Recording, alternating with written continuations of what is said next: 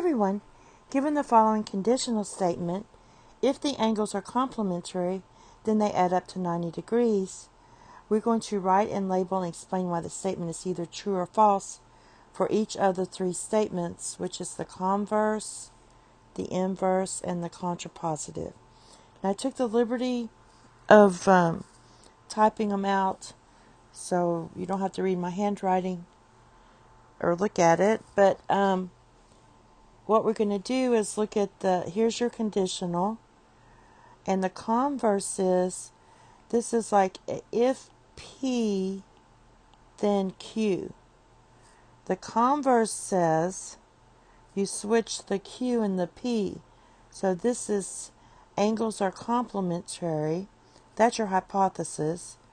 Then they add up to 90 degrees. That's your conclusion. So now we're going to write our conclusion. If the angles add up to 90 degrees, then they are complementary. Now the inverse is where you take your conditional statement, your if-then statement,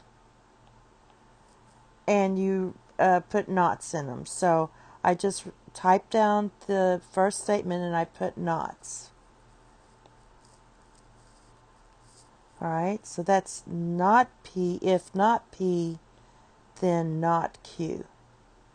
And similarly, the contrapositive goes with the converse, and I just typed the converse statement, but I put in the nots. So that's if not Q, then not P. Now, as far as being true or false, all of these are true because by definition, if the angles are complementary, then they add up to 90 degrees.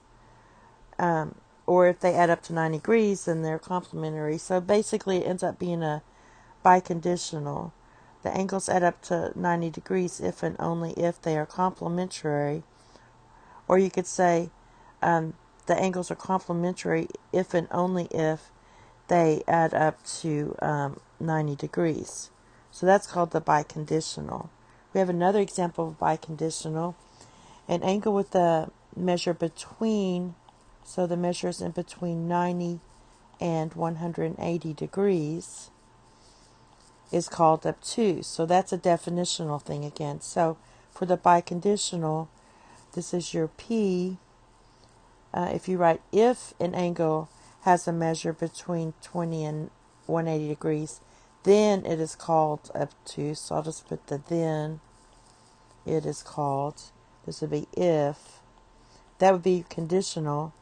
And so the biconditional states if an angle that has a measure between 90 and 180 degrees is so if and only if it is called obtuse.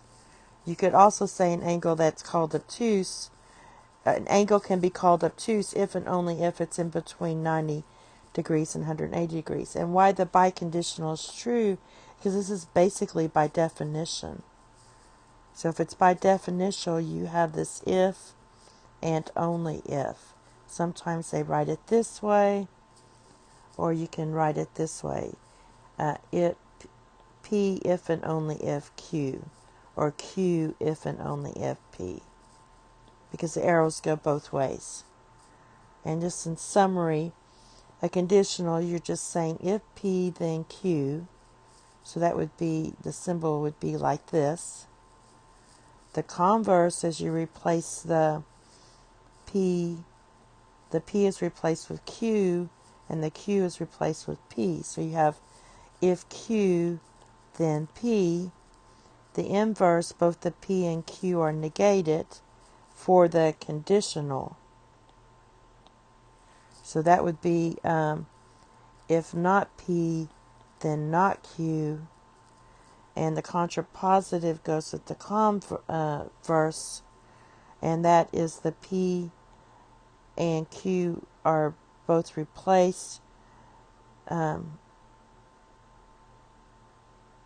P is replaced with the Q, and the Q is replaced with the P, and both are negated. So you're just taking this and negating them. So if not Q, then not P. And here are some examples again. And that's it.